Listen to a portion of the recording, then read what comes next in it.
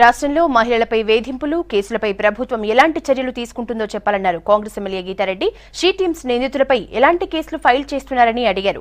Assembly question అవర్లో ఆమె ఈ ఇష్యూను రేస్ చేశారు. గీతారెడ్డి ప్రశ్నకు రిప్లై ఇచ్చారు హోంమంత్రి నాయిని. రాష్ట్రంలో మహిళలపై దాడులు, ఈవ్ టీసింగ్కు పాల్పడే వారి విషయంలో కఠినంగా వ్యవహరిస్తున్నామని అన్నారు నాయిని.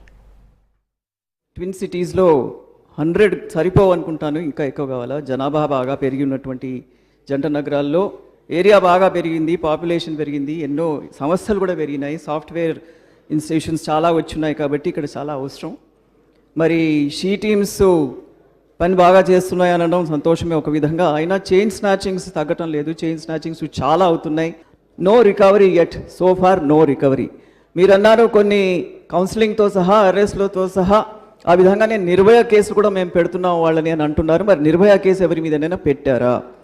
అలాగే పీడీ యాక్ట్ వరకు కూడా మేము వెళ్తున్నామన్నారు. మరి ప్రివెంటివ్ డిటెక్షన్ యాక్ట్ కింద ఎవరినైనా అరెస్ట్ చేశారా? జిల్లాల వారీగా ఇంకా కూడా పెరగాల్సిన అవసరం ఉంది. మనం ఇక్కడ 100 అక్కడ 100 అనుకొని సంతోషిస్తే కాదు. ఈ వీణవంక కేసులో కూడా షీ టీమ్స్ అసలు ఇన్వాల్వ్ కానే లేదు. కాబట్టి ఏదో మనం అంకెలతో కాదు, ఈ మనుష్యులు మహిళల కంటే గౌరవప్రదంగా బ్రతకాలి. ఇలాంటి అవమానాలకు గురి కావద్దు. ఎందుకంటే ఇలాంటి అవమానాలకు గురి అయితే సమాజంలో మేము తల కింద వేసుకుని బతకాల్సినటువంటి పరిస్థితి. మేము సి టీంల గురించి ఎన్ని ఐపీసీ కేసుల కింద 315 మంది బుక్ చేశాం. 1375 మంది మీద కేసులు పెట్టారు. ఇప్పటికీ 1725 మంది కేసులలో అరెస్ట్ చేసి ఉన్నారు. 2400 మందికి కౌన్సిలింగ్ కూడా చేయడం కూడా జరిగిందని చెప్పాను. తర్వాత చైన్ స్నాకింగ్ కొరకు 2012లో 663 అయితే హైదరాబాద్లో 213కు 675 అయింది. తర్వాత 2004లో 525 అయింది. 2015లో 275 అయింది. 2016 వరకు 14కు తగ్గడం కూడా జరిగింది అధ్యక్ష.